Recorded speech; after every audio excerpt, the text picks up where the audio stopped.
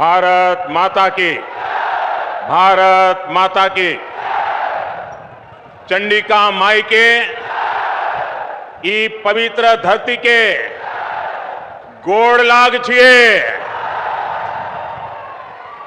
अंगराज कर्ण के ई भूमि के प्रणाम करी छिए। मुंगेर की ये धरती स्वाभिमान की धरती है, विरासत की धरती है।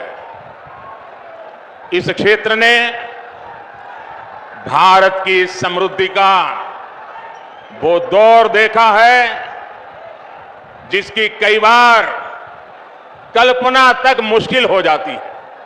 इंडी गठबंधन अपनी पूरी ताकत सिर्फ और सिर्फ तुष्टीकरण पर लगा रहा है। कांग्रेस के शहजादे का कहना है कि वो देश भर में, ये जरा ध्यान से सुनिए, ये कांग्रेस के शहजादे ने क्या कहा है और आपके लिए कितनी बड़ी मुसीबत वो लाने वाले हैं, ये जरा समझने की जरूरत है। कांग्रेस के शहजादे ने कहा है कि देश भर में हर परिवार की, उसकी कमाई का, उसकी मिल्कत का, उसकी प्रॉपर्टी का सर्वे करेंगे। परिवार के पास क्या होता है, कुछ छोटी मोटी बचत होती है, छोटी मोटी गुमटी दुकान मकान होता है। हमारी बहनों के पास कुछ जेवर गहने होते हैं और स्त्री धन तो हमारे यहां बहुत पवित्र माना जाता है, मंगलसूत्र होता है। भ्रष्टाचार करके लोगों को तबाह करने वाली कांग्रेस की बुरी नजर अब आपकी संपत्ति पर पड़ गई है। साथियों, कांग्रेस कहती है कि वो किसानों के घर और जमीन के सर्वे कराएगी और आप पर विरासत टैक्स लगाएगी और कहते हैं वो एक्सरे निकालेंगे, हर एक का, हर परिवार का एक्सरे निकालेंगे। यानी आप अपनी पूरी संपत्ति, आज तो आपके पास जो भी है, मरते समय आप अपने बच्चों को दे देते हैं। कोई लिख करके जाता है या मरने के बाद उनके बच्चों को मिल जाता है। लेकिन अब कांग्रेस ऐसा घोषणा पत्र लेके आई है, कांग्रेस ने ऐसी घोषणा की है कि अब आप अपना खेत खलियान घर दुकान जो आपकी मेहनत से बना है, जिसके मालिक आप हैं, अब आप अपने बच्चों को नहीं दे पाएंगे। कांग्रेस का कहना है, शाहजादे के गुरु कह रहे हैं कि अब उसमें से आधे से अधिक कांग्रेस सत्ता में आई तो वो उसको हड़प लेंगे। यानी आपके पास गांव में 4 कमरों का घर है तो आपके बाद आपकी संतान को 4 कमरे वाला घर नहीं मिलेगा, उसमें से 2 कमरे वो हड़प कर लेंगे। मान लीजिए किसी किसान के पास 10 बीघा जमीन है, कांग्रेस की सरकार बनी तो 10 बीघा जमीन आप वारसे में, विरासत में अपने बच्चों को नहीं दे पाएंगे। 5 बीघा जमीन आपको बच्चों को देनी है, 5 बीघा सरकार में जमा करनी है। ऐसा भयानक विचार लेकर के ये इंडी गठबंधन के लोग आए हैं। और इधर आरजेडी वाले, इतनी चर्चा चल रही है, मुंह पे ताला लगा करके बैठ गए हैं, क्योंकि वो भी मौन रख करके ये संपत्ति का, भागीदारी का मजा लेना चाहते हैं। विरासत टैक्स के रूप में कांग्रेस अपनी जो खासम खास वोट बैंक होगी, आरजेडी की अपनी जो खासम खास वोट बैंक होगी, ये जो आपका लूट लेंगे वो उनको बांट देंगे। और इसलिए आज पूरा देश चिंतित है, हर नौजवान चिंतित है, हर बुजुर्ग मां बाप चिंतित है। और इसलिए एक स्वर से देश कह रहा है, कांग्रेस की लूट, कांग्रेस की लूट जिंदगी के साथ भी, जिंदगी के बाद भी मरने के बाद भी लूटेंगे। कांग्रेस की इस योजना में आरजेडी उसके साथ कंधे से कंधा मिलाकर चल रही है। साथियों, युवाओं को ज्यादा से ज्यादा नए अवसर देना, रोजगार के मौके देना, ये एनडीए की प्राथमिकता है। एनडीए सरकार मुद्रा योजना, स्टार्टअप योजना से नौजवानों को लाखों रुपए की मदद दे रही है। मकसद यही है कि देश के युवा अपने स्टार्टअप शुरू करें, अपनी कंपनियां खोलें, अपने इच्छा अनुसार काम शुरू करें। लेकिन कांग्रेस नौजवानों की सैलरी, उनकी कमाई पर, छोटे उद्योगों पर की कमाई पर भी भारी टैक्स लगाना चाहती है।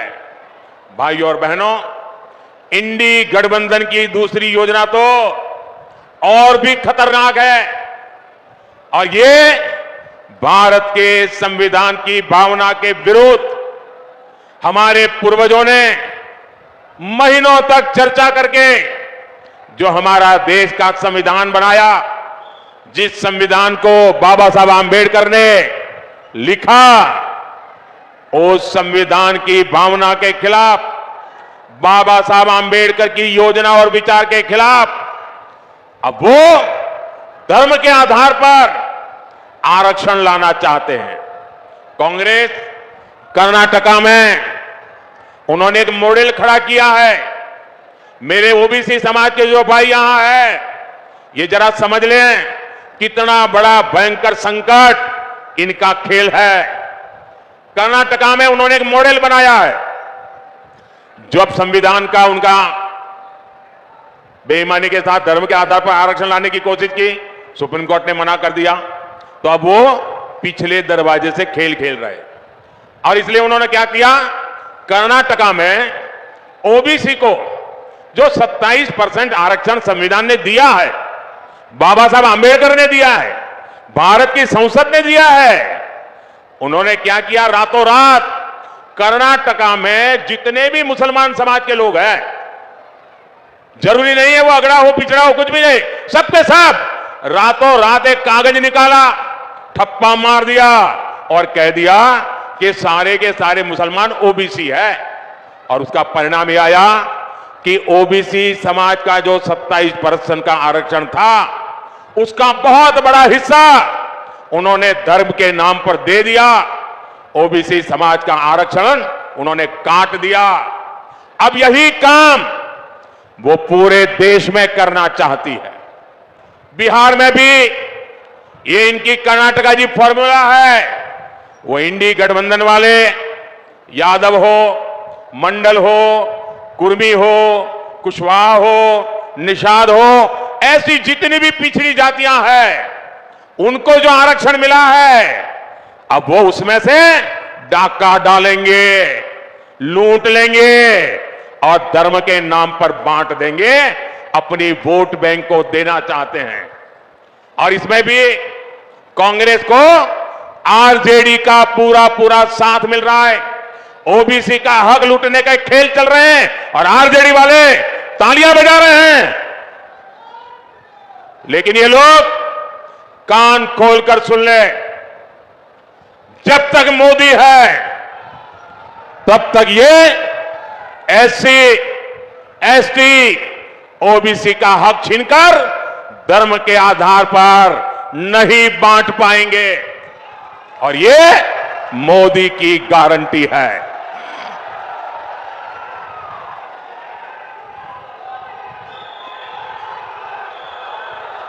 साथियों, वोट बैंक की राजनीति के कारण ही कांग्रेस की सरकारों ने हमारी हजारों वर्षों की समृद्ध विरासत की सूध नहीं ली। आज मैं गर्व के साथ पूरी दुनिया में जाकर कहता हूं कि भारत लोकतंत्र की जननी है। तो ये आरजेडी, कांग्रेस, लेप वाले मेरे देश की मजाक उड़ाते हैं। ये मजाक सिर्फ मोदी का नहीं है, बल्कि बिहार के महान लोकतांत्रिक इतिहास का मजाक है। बीते 10 वर्षों में हमने अपनी विरासत, अपनी धरोहर को फिर विश्व पटल पर स्थापित किया है। गुलामी की मानसिकता से घिरे गए ये लोग अब चाहकर भी इस नए भारत को बदल नहीं सकते। आप देखिए, दिल्ली में G20 सम्मेलन के दौरान हमने हमारे देश की, बिहार की महान विरासत, नालंदा विश्वविद्यालय के गौरवमय इतिहास को दुनिया के सामने रखा।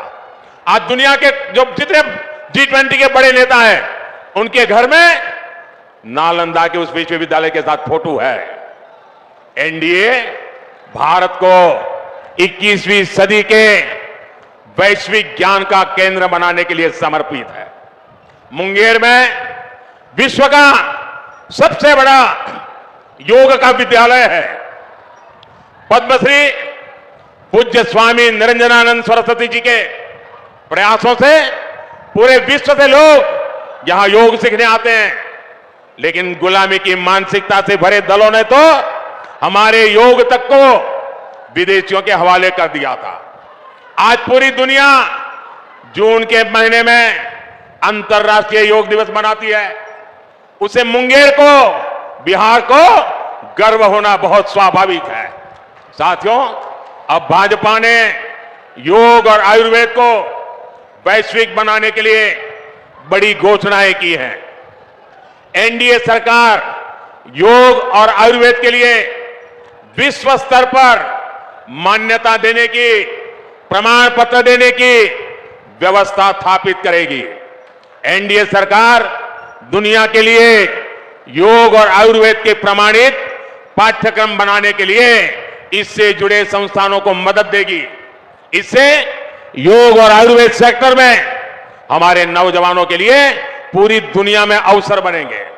साथियों, मोदी का एक और मिशन भारत को हमारे छोटे किसानों के मोटे अनाज श्री अन्न को दुनिया में घर घर पहुंचाने का है। बिहार में हमारे किसान बड़ी मात्रा में श्री अन्न उगाते हैं। ये देश के करोड़ों छोटे किसानों की कमाई को कई गुना बढ़ाने वाला है। भाई और बहनों, यहां इस क्षेत्र में तो साक्षात माता सीता जी के निशान है।